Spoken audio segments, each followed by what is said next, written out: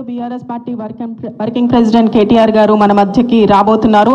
కాబట్టి దయచేసి అందరూ కూర్చోవాల్సిందిగా కోరుతున్నాను.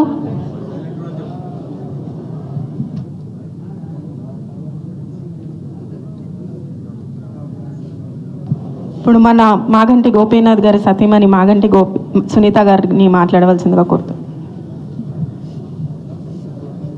వేదిక మీద ఉన్న పెద్దలందరికీ, బీఆర్ఎస్ పార్టీ కార్యకర్తలకి, వెంగళరావు నగర డివిజన్ బూత్ కమిటీ నాయకులకి అందరికీ నమస్కారం.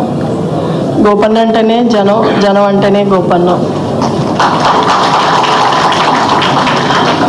ఒక వారసత్వంగా రాలేదు, అన్న ఆశయాలు నెరవేర్చడానికి, జనాలకున్న సమస్యలు తీర్చడానికి మీ ఇంటి ఆడబిడ్డగా వచ్చాను.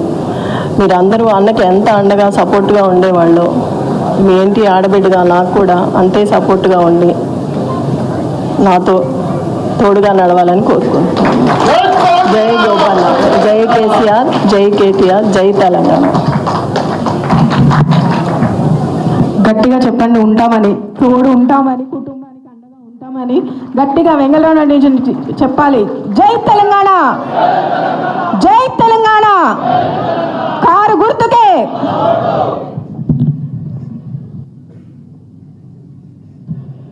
నా గెలుపుకి ముఖ్యంగా మరో వ్యక్తి ఈ సభాముఖంగా వారికి శిరస్సు వంచి పాదాభివందనాలు చేస్తున్నా. ఎందుకంటే ఎప్పుడు అవకాశం రాలేదు వేదిక మీద.